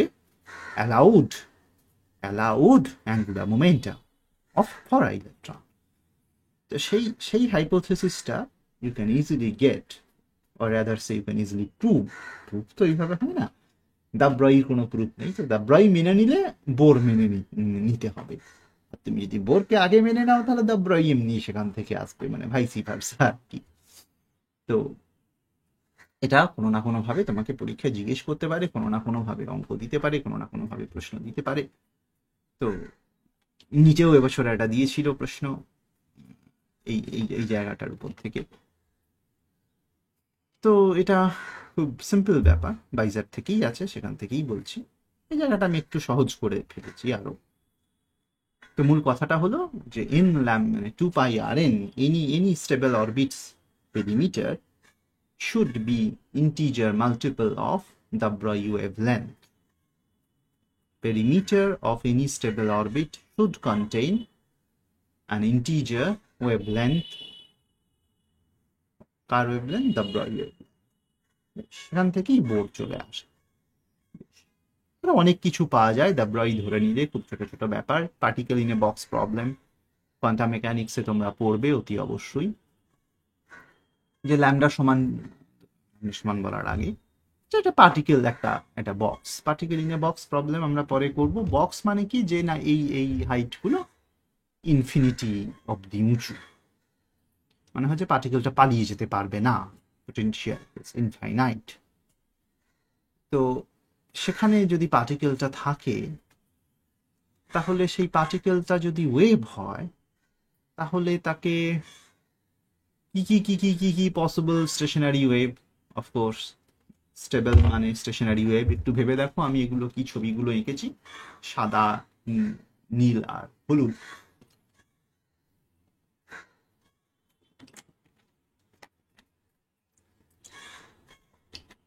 সাদাটা হচ্ছে হাইয়েস্ট, সব থেকে বেশি ওয়েভলেন্থ, এর বেশি ওয়েভলেন্থ হতে পারে না। 2L ওয়েভলেন্থ ওয়ালা একটা ওয়েভ কল্পনা করলে, অর্ধেক, half of a wave can be inside this box. মানে ভেবে দেখো, সেই সেই সেই 11-12-এও তোমরা পড়েছো, সেই বাঁশি বাজানো, দুদিক খোলা নল একদিক খোলা নল, সেইভাবে ভাবো। এটা এটা এটা একটা পসিবিলিটি। এখানটাও স্টেবল, এখানটাও স্টেবল, মানে এই দুটো যায়। উপরে থাকা ইজ নট পসিবল। কেন not possible? Think about it, infinite potential. তো যাই হোক, তাহলে এইখানটায় একটা পসিবিলিটি, যেটার ওয়েভলেন্থটা হবে 12। আর এই হলুদ যে এঁকেছি এইভাবেও আঁকা যেতে পারে, এর ওয়েভলেন্থ হবে এল। একটা গোটা ওয়েভলেন্থকে ধরে ফেলেছি আমি এখানে। আর একটা হতে পারে 2L/3, এইভাবে আর একটা স্টেশনারি ওয়েভ কনস্ট্রাক্ট করা যেতে পারে। এখান থেকে শুরু হয়ে এখানে মিশতে হবে, মানে এখান থেকে শুরু হতে হবে, এখান থেকেই মিশতে হবে। তারপরে তুমি যতভাবে ওয়েভ কল্পনা করতে পারো, এগুলো এই এই এই আকারগুলোই পরবর্তীকালে ওয়েভ ফাংশনের আকার হিসাবে তুমি দেখতে পাবে। তো এখানে খুব আশ্চর্যের জিনিস কিছু নয়, এই সহজ, আমরা খুবই বেসিক থেকে শুরু করেছি। So these are some possible diagrams, মানে most three basic possible diagram of a stationary wave inside a box. এখানে শুরু আর এখানে শেষ হয়ে তুমি যদি ওয়েভ আঁকতে হয়, প্রথম তিনটে ওয়েভ তুমি এটাই আঁকতে পারবে। এখানেও তাই ছিল যে একটা সার্কেলে তোমাকে যদি স্টেশনারি ওয়েভ আঁকতে হয়, তুমি এটা একটা এই প্রথম দুটো এইটাই, তারপরে একটা 3 নম্বর আঁকতে পারবে, তারপরে একটা 4 নম্বর আঁকতে পারবে, আর এইগুলো কোনো স্টেশনারি ওয়েভ নয়। এখান থেকেই আমি এত কিছু পেয়ে গেছিলাম, এখান থেকেও পেয়ে যাবো। দেখো, এইগুলো পসিবল ওয়েভলেন্থ যদি হয়, তাহলে জেনারেল ফর্মুলা অনুযায়ী ল্যামডা সমান 2L/n, 2L, 12/2, 12/3, তো ল্যামডা শুড বি 2L/n। এইবার ইলেকট্রনটা, এখানে একটা ইলেকট্রন আছে বা কোনো পার্টিকেল আছে, সেই পার্টিকেলটাকে তুমি দ্য ব্রয় পার্টিকেল ধরে নেবে। অফকোর্স দ্য ব্রয় ইজ রাইট, আমরা অলরেডি প্রমাণ করেছি। তো এইটা যদি দ্য ব্রয় ওয়েভলেন্থ হয়, তাহলে ল্যামডা সমান h/p, কোনো সমস্যা তো কিছু নেই। তো h/p বসিয়ে দিলাম, তো h/p ইজ 2L/n। তাহলে পিটা কত? পিটা এদিকে নিয়ে চলে গেলাম, এটা এখানে লিখলাম nh/2l। পিটা হলো nh/2l। The linear momentum is also quantized, of course. ওয়েভলেন্থটা কোয়ান্টাইজড হলে তো লিনিয়ার মোমেন্টামও কোয়ান্টাইজড হবে, কেন ওয়েভলেন্থ আর লিনিয়ার মোমেন্টাম পরস্পরের সঙ্গে যুক্ত, মানে পরস্পরের সঙ্গে সম্পর্কিত দ্য ব্রয় ওয়েভলেন্থ ফর্মুলা দিয়ে। এইবার টোটাল এটা কাইনেটিক এনার্জি, কোনো পোটেনশিয়াল এনার্জি নেই, কেন পার্টিকেল ইন এ বক্সে কোনো পোটেনশিয়াল এনার্জি তো নেই, কোনো পোটেনশিয়ালই তো নেই, potential is zero, so no potential energy. So total energy is the kinetic energy, and kinetic and total energy, kinetic energy is p square by 2m, and half of mv square is p square by 2m, সেটা কোনো সমস্যা না। তো এনার্জিটা p square by 2m যেই বসিয়ে দিলে, তুমি এখানে এটাকে স্কোয়ার বাই 2m করে দেখলে যে n square h square by 8ml square হয়ে যায়। কোয়ান্টাম মেকানিক্স দিয়ে তুমি যদি রিগোরাসলি শ্রোডিঞ্জার ইকুয়েশন সলভ করে তুমি যদি ক্যালকুলেট করো, তো তাহলেও কিন্তু এনার্জিটা এইটাই পাও, মানে this is the same energy by rigorously quantum, মানে solution, by rigorous solution from quantum mechanics করার পর এনার্জিটা কিন্তু এইটাই হয়, n square h square by 8ml square. তাহলে দ্য ব্রয় দিয়ে খুব সিম্পলি আমরা সেটাই পাই। তো এই গেল দ্য ব্রয়ের গল্প। দ্য ব্রয়ের অনেক গল্প বললাম, আমরা এরপরে একটা নতুন জিনিস বলবো, সেটা হচ্ছে হাইজেনবার্গ। হাইজেনবার্গ বললেন, যখন এই দ্য ব্রয় হচ্ছে, তার আগে ওই কম্পটন এফেক্ট হয়ে গেছে, ফটো ইলেকট্রিক এফেক্ট হয়ে গেছে, দ্য ব্রয় অনেক কিছু এক্সপ্লেন করছেন, ডেভিশন জার্মার এক্সপেরিমেন্ট হয়ে গেছে। তখন জার্মান বৈজ্ঞানিক হাইজেনবার্গ একটা অত্যাশ্চর্য প্রিন্সিপাল দিলেন। বললেন, দেখো, আমরা যে নতুন ঘটনা ঘটছে চারদিকে, এই ঘটনাগুলো থেকে একটা জিনিস আমার মনে হচ্ছে, সেটা হচ্ছে যে কোনো একটা পার্টিকেলের পজিশন এবং মোমেন্টাম দুটোই একই সঙ্গে 100% অ্যাকুরেটলি তুমি জানতে পারবে না। মানে অন্যভাবে বলতে গেলে, একটা পার্টিকেল নির্দিষ্টভাবে পার্টিকেল বা নির্দিষ্টভাবে ওয়েভ ওই 100% পার্টিকেল বা 100% ওয়েভের মতো কখনোই বিহেভ করবে না। তুমি যদি পার্টিকেলটাকে পার্টিকেলের মতো করে ভাবতে যাও, তাহলে দেখ সে ওয়েভ হয়ে যাবে। পার্টিকেলটাকে যদি ওয়েভের মতো ভাবতে যাও, তাহলে সে পার্টিকেল হয়ে যাবে। এ বড় মজাদার জিনিস। তো খুব সহজভাবে বলতে গেলে, it is impossible to know both the exact position and exact momentum of an object at the same time. তুমি এখন মাপতে পারো নির্দিষ্টভাবে পজিশন অনেকটা অ্যাকুরেটলি, কিন্তু এই মুহূর্তে তাহলে নির্দিষ্টভাবে মোমেন্টামটা তুমি পাবে না। কিছুক্ষণ পরে মোমেন্টামটা ভালোভাবে পেতে পারো অনেকটা। যে কোনো এক্সপেরিমেন্টারি কিছু ইনঅ্যাকুরেসি থাকে, বাট হাইজেনবার্গের প্রিন্সিপালটা not about experimental inaccuracy, it's a fundamental limitation, a fundamental restrictions of nature. এটা বাইজার এক্সাম্পল করতে হবে। তো delta x delta px should be greater equals to h cut by 2. h কাটটা কি না h by 2 পাই, h যে planks constant সেটাকে 2 পাই দিয়ে ভাগ করলে যেটা পাও সেটা h বার। ওটা কঠিন কিছু নয়। যাই হোক, ধরো খুব সহজ বক্তব্য যে uncertainty in the position of a neutron moving at 5 into 10 to the power 6 meter. নিউট্রনের মোমেন্টাম তুমি এখান থেকে ক্যালকুলেট করবে, তাহলে 50 কেজি পার্সন তার মোমেন্টাম ক্যালকুলেট করবে। তো স্যার মোমেন্টামটা জানি, তাহলে ডেল্টা অফ মোমেন্টাম কত হবে এইটা তো এখানে বলে দেওয়া নেই। Think about it. এক্সপেরিমেন্টালি তুমি যখনই কোনো জিনিস পাও তার এরারটা তার কাছাকাছি, মানে খুব খুব কম জেনারেলি হয় না। Think about it. এগুলো delta X delta P X মানে হচ্ছে যে দ্য আনসার্টেনিটি, মানে তার পজিশন কত সেটা নয়, পজিশনটা কতটা অ্যাকিউরেটলি তুমি মাপতে পারবে, এই প্রশ্নটার কোনো নির্দিষ্ট উত্তর। তুমি একটা নিউট্রন মুভিং এত মিটার পার সেকেন্ড, এই এই এই ডেটাটার মধ্যেই এর আনসার্টেনিটিটাও বলা আছে। অ্যাকচুয়ালি তোমাকে একটু ভাবতে হবে। Data reporting, error estimation, basic idea কিছু নেই। কেউ কেউ স্কুলে পড়াচ্ছ, তোমাদের মধ্যে চাকরিও করছো, ঠিক ভালো করে করছো না কাজগুলো। স্যার আমাদের স্কুলের স্টুডেন্ট, হ্যাঁ সেটা ঠিক। আমরা একটা মৃতপ্রায়, শিক্ষা দীক্ষার দিক থেকে একটা মৃতপ্রায় আমাদের সমাজের অবস্থা, পশ্চিমবঙ্গীয় সমাজে। কিছু করার নেই, একটু পড়ো না HC Verma, anything, error estimation techniques. তো এই ডেটাটার মধ্যেই ডেল্টা এক্স বলা আছে, মানে ডেল্টা পি বলা আছে। 50 KG person moving at 2 metre, এর মধ্যেও এরারটা একটু বলা আছে। একটু ভাবতে হবে, ভেবে দেখো কি হচ্ছে। আমি বললাম যে তোমার বাড়ি আমার বাড়ি থেকে 100 কিলোমিটার দূরে, আবার আমি বললাম আমার বাড়ি থেকে তোমার বাড়ি 100.00 কিলোমিটার দূরে। দুটো কি একই? তোমরা যে সিগনিফিকেন্ট ডিজিট ফিজিট হাবি যাবি সেই সব পড়েছো, ডেটা রিপোর্টিং টেকনিক পড়েছো, সেখান থেকে একটু ভাবার চেষ্টা করো, এস্টিমেট করো। বেশ, অনেক অঙ্ক, অনেক অঙ্ক। A measurement establishes the position of a proton with an accuracy of এত। এটা অ্যাকুরেসিটা বলে দিচ্ছে যে ডেল্টা এক্স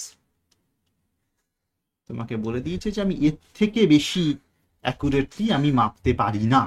+-1 তুমি 1 ধরতে পারো, 2 ধরতে পারো। তো যাই হোক, সেফ সাইডে থাকার জন্য ধরো 2 ধরলে 2 × 10 টু দি পাওয়ার -11 ধরে নাও। Uncertainty of the protons position 1 second later. তো তুমি এই অ্যাট দিস টাইম t = 0 তে ডেল্টা এক্সটা এত, তাহলে ডেল্টা পি এক্সটা কত? মোমেন্টামের মাপতে গেলে, এক্স মাপতে গেলে যদি এতটা আনসার্টেনিটি হয়, তাহলে ডেল্টা পি এক্স এর আনসার্টেনিটি কত? h cut by delta x. Approximately h cut হচ্ছে 10 টু দি পাওয়ার -34, আর এটা 2 × 10 টু দি পাওয়ার -11, তাহলে এটা 10 টু দি পাওয়ার -11 বাদ দিয়ে দিই, কত হবে রে বাবু? 23/2। এইরকম হবে ডেল্টা পি এক্স, কোনো সমস্যা। তুমি এটাকে 5 × 10 টু দি পাওয়ার -24 দিতেই পারো, সেটা কোনো সমস্যা নয়। তো এরকম একটা approximately I can measure momentum with that much accuracy. Very, very accurate. Very accurate. But what is the uncertainty in proton's position? X second later. It's an important game. আমি টি সমান 0-তে প্রোটনের পজিশনটাকে মাপতে পেরেছি ভেরি অ্যাকুরেটলি, 10⁻⁻11, মানে proton is concentrated inside an atom, অ্যাটমের মধ্যেও বেশ, মানে atom 10⁻10 অর্ডারে, অ্যামস্ট্রং অর্ডারে, তারও এক ঘর, মানে একটা অ্যাটমের 10 ভাগের 1 ভাগ জায়গার মধ্যে প্রোটনটা রয়েছে, এতটা অ্যাকুরেটলি মাপতে পেরেছি। তার মোমেন্টামের আনসার্টেনিটি ন্যাচারালি এর থেকে বেশি অ্যাকুরেটলি মোমেন্টামটা আমি জানতে পারবো না। বাট ওই টাইমটা স্যার, মানে টাইম টি সমান 0-তে মেপে ফেলেছি, এটা কোনো প্রবলেম নেই, কিন্তু uncertainty in proton's position 1 second later, তারপরে কতটা হতে পারে 1 সেকেন্ড। দেখো এবারে বুঝতে হবে যে তুমি এই যে ডেল্টা পিটা মাপছো, এটা তো মোমেন্টামের, এর ভেলোসিটি প্রোটনের মাস আমরা অলমোস্ট ভেরি অ্যাকুরেটলি জানি। তো পি সমান MV delta P X is, এমটা অ্যাকুরেটলি জানি, ডেল্টা পি এক্স করে ডেল্টা ভি এক্স ভেলোসিটির অ্যাকুরেসি। প্রোটনের ভেলোসিটি কত বাবা, সরি প্রোটনের মাস কত, এইটা থেকে তুমি যদি এই ভ্যালুতে অ্যাকুরেটলি বসাও 5 × 10⁻24, এটা কিন্তু 9 × 10⁻9 নয়, প্রোটনের মাস একটু দেখেই বলছি, মানে ইন কেজি, এটা যেহেতু এসআই ইউনিটে করছি, এটা 10⁻27 অর্ডার, এক্স্যাক্ট বলছি, 1.6 × 10⁻27, তো ওই রকম আর কি, 6-7। এইখানে কিন্তু এররটা বেশ জটিল এরর হয়ে যাচ্ছে, 16×3 = 48, তো ইফ আই গেট ইট 3 × 10⁻⁻9, এটা 3, তো ভেলোসিটির কিন্তু একটা বিশাল আনসার্টেনিটি হয়ে যাচ্ছে, 3000 মিটার/সেকেন্ড তার ভেলোসিটির আনসার্টেনিটি। আর ভেলোসিটির আনসার্টেনিটি যা, ভেলোসিটি তো অ্যাটলিস্ট ভি, মানে ভেলোসিটি মানে যে কোনো কোয়ান্টিটি, তার মান তার আনসার্টেনিটির অর্ডারে তো হবেই, তার থেকে বেশি তো কম নয়, মানে এটা আমরা জেনারেল বক্তব্য। এটা কেন হলো, কিভাবে হলো, থিঙ্ক পাই। তো ভেলোসিটি মানে ভয়ানক আনসার্টেনিটি, মানে 1 সেকেন্ড পর প্রোটনটা ভেলোসিটিটা যদি আনসার্টেনিটিটা এত হয়ে যায়, মানে we can't estimate velocity within 3000 metre per second, 3 kilometre per second, সেই অর্ডারে ভেলোসিটি যদি হয়, তাহলে ভাবো ভেলোসিটিটা 0ও হতে পারে, 3000ও হতে পারে, তার মানে পজিশন 1 সেকেন্ড পরে 0ও হতে পারে, 3000ও হতে পারে। একটু ভেবে দেখো যে we can not estimate proton position 3 কিলোমিটারের মধ্যেও জানতে পারবো না প্রোটনটা কোথায় থাকবে। Even if I can estimate a proton position, যে অতটা অ্যাকুরেটলি, তারপরেও কিন্তু প্রোটনটা যদি ফ্রিলি মুভেবল হয়, if the proton is freely movable, then the proton's uncertainty is huge after 1 second.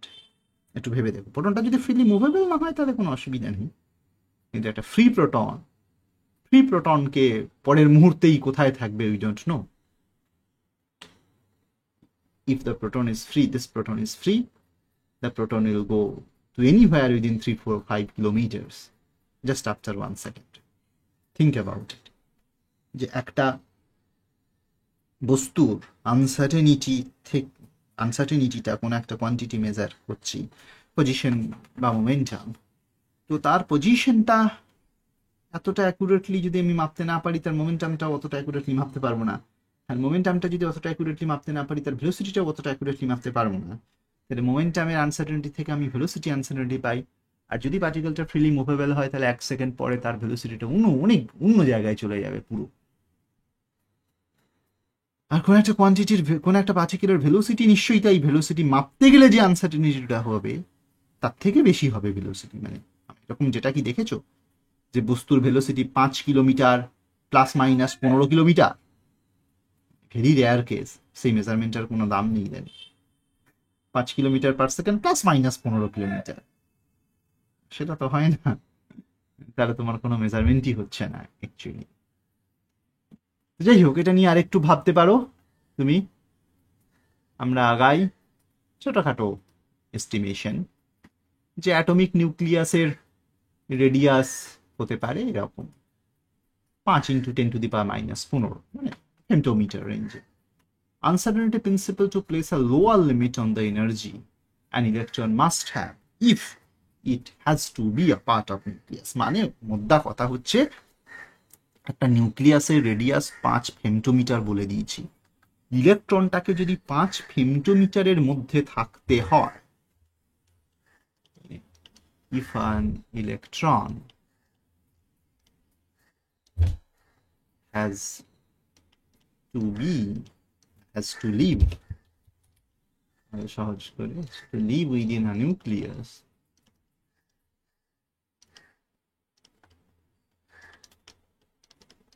it must have delta x at least 5 × 10⁻⁻⁻। নিউক্লিয়াসের size যা, ধরো এটা হচ্ছে 5 × 10⁻⁻⁻। ইলেকট্রনটাকে তো এটার মধ্যেই ঘোরাফেরা করতে হবে। ইলেকট্রনটা যদি এরকম এরকম এরকম এরকম ঘোরাফেরা করে, তাহলে তো ইলেকট্রনটার নিউক্লিয়াসের মধ্যে আর নেই।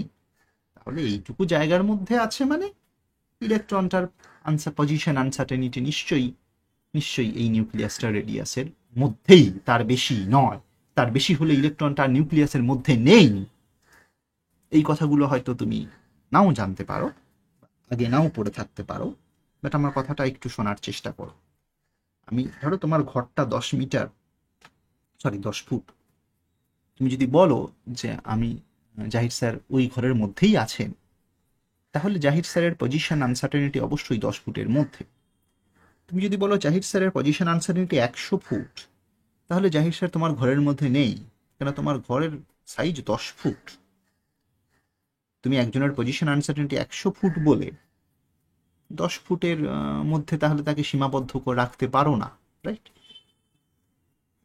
এইটাই হচ্ছে মেন বক্তব্য। তো যাই হোক, তো if delta x is 5 × 10⁻⁻5, approximately estimation delta px must be h bar by 5 × এখানে একটা 2 থাকার কথা, 2 দিতেই পারবে, h কাট বাই 2 এর থেকেই বেশি। তো it's h bar by 10⁻⁻14, h bar is 10⁻⁻34, সবই অ্যাপ্রক্সিমেটলি লিখছি। So it's 10⁻⁻20 is delta px. So every p momentum is at least of the order of uncertainty থেকে কম তো আর তার কোয়ান্টিটির মান হতে পারে না, অর্ডার অফ, ওই যেমন 5 + -15 তো কোনো জিনিসের ভ্যালু হতে পারে। তাহলে পি এর at least value 10⁻⁻20 in SI unit. তাহলে energy of the electron p² by 2m approximately 10⁻⁻40 আর 2 × 1.67 into অর্ডারগুলো ইম্পর্টেন্ট, অর্ডারটাই একমাত্র ইম্পর্টেন্ট। তো এখানে ধরো 3 আর 10 ধরো, ঠিক আছে, 27 থেকে 13 করে দাও, 35, 3.2 বা 3.3 approximately 3 × 10⁻⁻14 জুল। এটা বেশ হাই এনার্জি।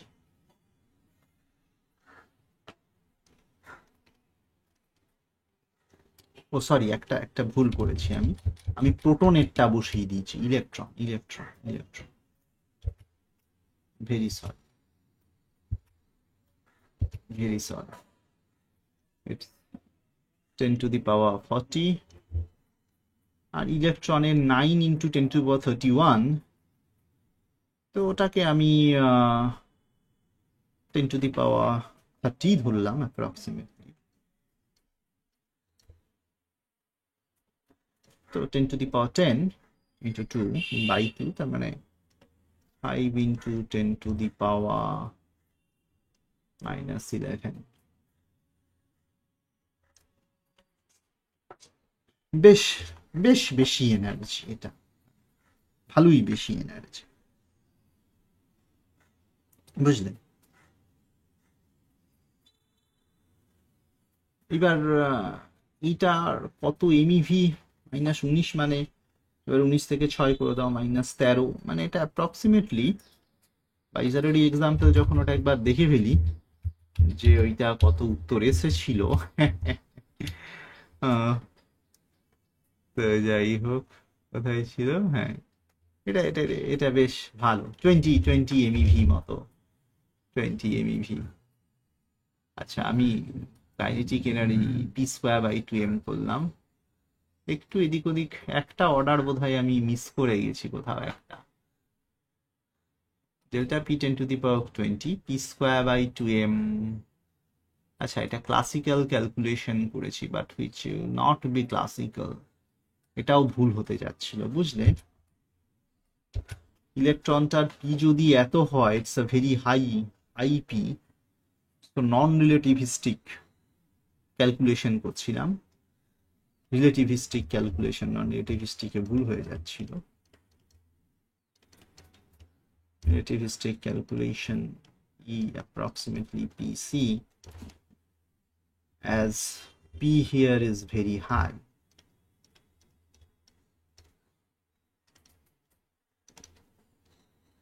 তো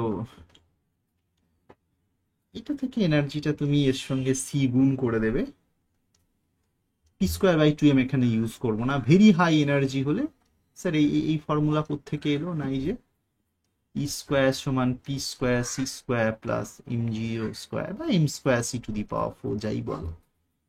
তো when mc মানে mc² is very less then the momentum and energy, কি করে বুঝবো স্যার সেটা? এটা মোমেন্টামটা দেখি চট করে বুঝতে পারবে না, বাট একটা ইলেকট্রনের মোমেন্টাম যার মাস কিনা 10⁻31, তো তার মোমেন্টাম যখন 10⁻20, সো ইটস তার velocity is very high comparable to c, তাই না? মাসটা 10⁻31, তাহলে মোমেন্টামটা 10⁻20, তার মানে ভেলোসিটি বেশ বেশি, বেশ বেশ খুব খুব খুব বেশি মাত্রায় বেশি। তো যাই হোক, ফলে এটা এটা তুমি যদি অ্যাপ্রক্সিমেটলি ক্যালকুলেট করো, তো এনার্জির ভ্যালুটা আসবে approximately 3 into 10⁻12 into 3 into 10⁻−8 3 into 10⁻−12। এটা এটা এটা এটা বেশ বেশি এনার্জি, ইমিভি ভেরি হাই। তো মেন বক্তব্যটা হচ্ছে যে এতটা হাই এনার্জিওয়ালা কোনো ইলেকট্রনকে কিন্তু নিউক্লিয়াসের মধ্যে পাওয়া যায়নি। এতটা হাই এনার্জিওয়ালা কোনো ইলেকট্রনকে তার কোনো কোনো কোনো মেটেরিয়ালের, মানে কোনো কোনো পদার্থেরই নিউক্লিয়াসের মধ্য থেকে আবিষ্কার করা যায়, বেরোয়নি কখনোই। So we can assume that electron does not exist in the nucleus. এটা এইভাবে ভাবা যেতে পারে। তো এইরকম ছোটখাটো ক্যালকুলেশন তোমাকে দিতে পারে বিভিন্নভাবে, এটা নিজে করো, এটাও বাইজারের এক্সাম্পল, ডু ইয়োর সেলফ, একইভাবে করবে, এটা নিজে করবে।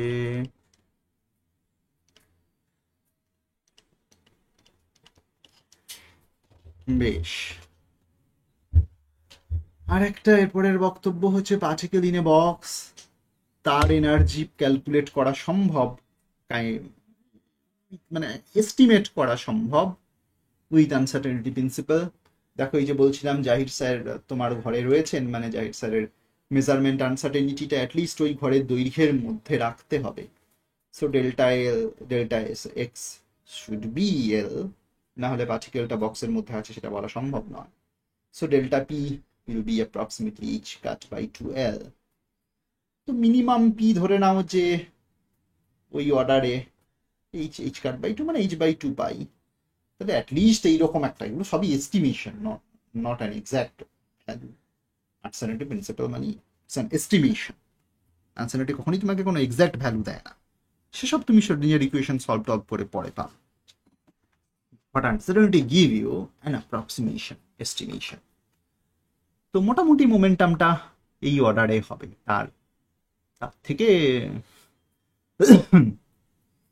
থেকে অন্যরকম হবে না, এইরকম একটা এস্টিমেশন। তো সেখানে মিনিমাম এনার্জি তুমি h square by 8 pi square l square মানে ই মানে পি স্কোয়ার বাই 2m, এটাও একই এনার্জি, শ্রোডিঙ্গার ইকুয়েশন থেকে যে এনার্জি পাওয়া যায় সেরকম। ছোটখাটো নিউমেরিক্যালস, কনসেপচুয়াল কোয়েশ্চেন এসব নিয়ে পরীক্ষাতে দেখা হবে।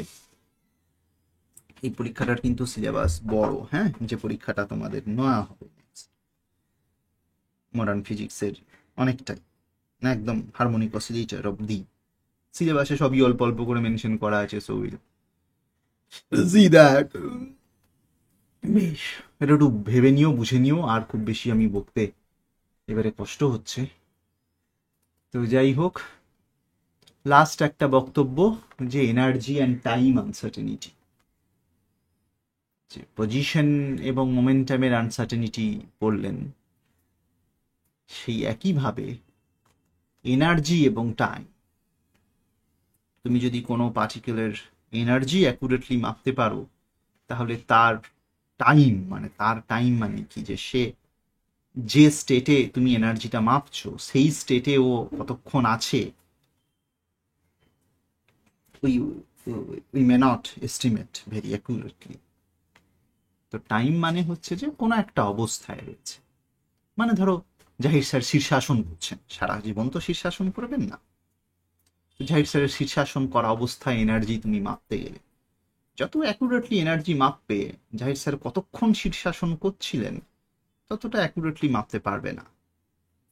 আবার যদি তুমি এক্স্যাক্ট বলো জাহির স্যার এই 3.3, 5, 6, 7, 8, 9 সেকেন্ড শীর্ষাসনে আছেন বা থাকেন, তাহলে কিন্তু তুমি শীর্ষাসন করা অবস্থায় জাহির স্যারের এনার্জিটা অতটা ভেরি অ্যাকুরেটলি মাপতে পারবে না। That is the limit. মানে each and every particle has an energy state. কোনো এক একজনের এক একটা সময় এক এক রকম এনার্জি থাকে। শীর্ষাসন করা অবস্থায় আমার একটা এনার্জি, পড়ানোর সময় আমার একটা এনার্জি, ঘুমানোর সময়, শবাসন করার সময় একটা এনার্জি।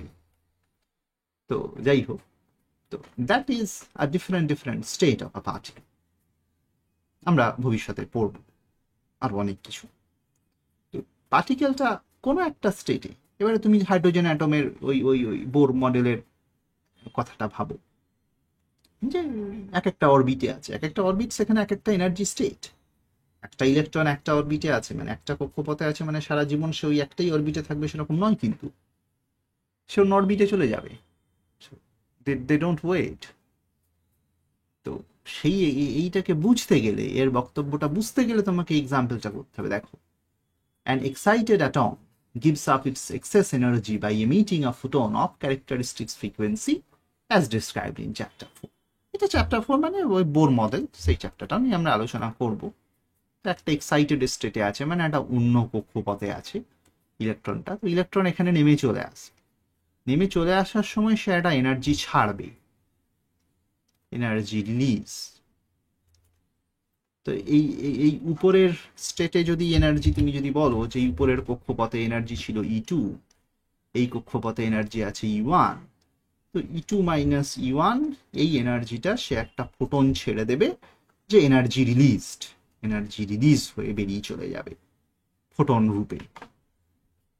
এখানে বলতে চাইছে average period that elapses between the excitation of an atom and the time it radiates is, মানে একটা, মানে যে কোনো একটা এনার্জি স্টেটে থাকার অ্যাভারেজ টাইম, যেটা তোমাকে বলে দেওয়া হয়েছে যে ডেল্টা টি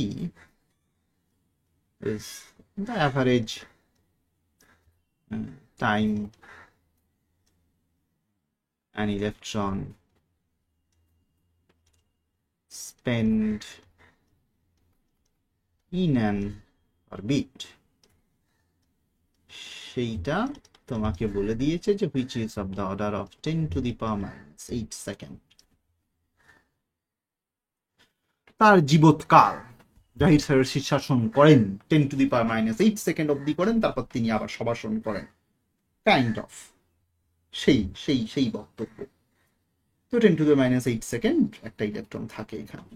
তো এইটা যদি ডেল্টা টি, তাহলে ডেল্টা ই কত হবে? Delta E will be approximately, of course তার এনার্জিটা তুমি এর থেকে বেশি অ্যাকুরেটলি মাপতে পারবে না। 10⁻34 2 × 10⁻⁸, দুইটা বাদও দিতে পারো, ম্যাটার। তো একটা এস্টিমেশনই আমি চাইছি, তার বেশি কিছু নয়। 10⁻⁻38 থেকে হলো 26, 26 থেকে এবারে এখানে যদি 2 দিয়ে ভাগ করে দাও, এখানে 5 করে দিলাম, 27 কাইন্ড অফ। এটা জুলে, হ্যাঁ। তাহলে এনার্জি অর্ডার অফ ডেল্টা ই, সেই অর্ডারে তো হবেই, 5 × 10⁻⁻27 জুল, এইরকম আর কি। এর থেকে এই অর্ডারে এনার্জি হবে, which is very less, of course. তো এতটাও লেস এনার্জি হয় না, কিন্তু এর থেকে বেশিই হয়। তো এইটা তুমি চেক করে বের করতে পারো। তো inherent uncertainty in the frequency of photon, sir এটা তো ডেল্টা ই, তাহলে এখান থেকে ডেল্টা নিউ কি করে বের করব? সেটাও খুব একটা সমস্যা না। এই ডেল্টা ই যদি এইচ নিউ হয়, which is delta E is h nu, তাহলে তুমি এখান থেকে কি পেতে পারো? এগুলো আমি একটু সরিয়ে দিই। তুমি এতক্ষণে বুঝতেই পেরে গেছো, স্যার কিছু না, এইচটা দিয়ে ভাগ করে দিলেই হবে। আচ্ছা, এইটা একটা গ্রুপ হয়ে গেছে, দা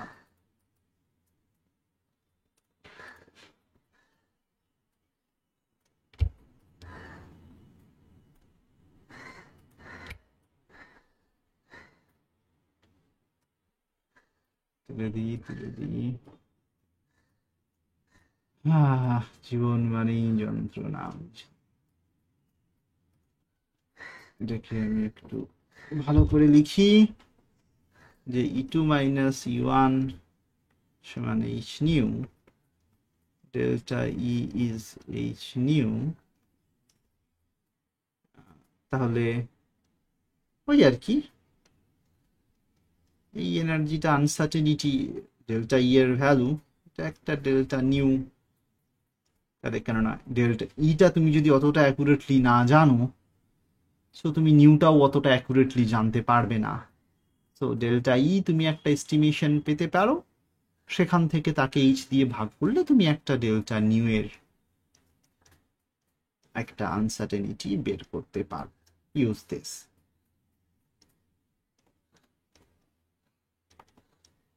তো এইভাবে আনসার্টেনিটি প্রিন্সিপাল তোমাকে বিভিন্ন কিছুর এস্টিমেশনে, বিভিন্ন কিছুর বেসিক এস্টিমেশনে সহযোগিতা করে।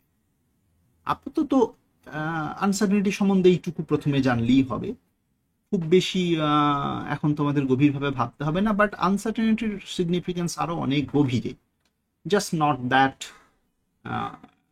টুল, শুধুমাত্র একটা টুল টু এস্টিমেট সামথিং সেরকম নয়, জাস্ট একটা নেগেটিভ স্টেটমেন্টও নয় যে ঠিক আছে এর থেকে বেশি জানা যায় না। আনসার্টেনিটির রিয়েলিটি বা গূঢ় রহস্য আরো অনেক গভীর, সেটা পরবর্তীকালে আমরা হয়তো কখনো একাদ্রু শিখব। আদারওয়াইজ আপাতত এইটুকু জানলেই যথেষ্ট, তার থেকে খুব বেশি তোমার না জানলেও চলবে এখন, বুঝলে? তো ঠিক আছে, ঠিক আছে, আপাতত এই থাক। তারপর তারপর বাকিটা আমরা দেখব আস্তে আস্তে। এর পরের ক্লাসটাতে আমরা সামান্য একটা ছোট ক্লাস ইন বিটুইন অ্যাটমিক স্ট্রাকচারের উপরে, সেটা 1.5 ঘন্টা নয়, হয়তো করতেই হবে, করব। তারপরে Schrodinger equation, psi probability, it will take some time. বলে আমি কতটা টাইমে শেষ করতে পারবো আই ডোন্ট নো, এবং সব টপিক আমি পড়াতে পারবো না, আমি বহু আগেই বলেছি। তো যাই হোক, তবে এই পার্টটা মডার্ন ফিজিক্সের যতটুকু পার্ট আমি ঠিক পড়িয়ে দেবো। তোমরা পড়তে থাকো বাকি টপিকগুলো আস্তে আস্তে, আর এগুলো মাঝে মাঝে ফলো করতে থাকো। ঠিক আছে, চলো আপাতত আজকের মতো এইটুকুই।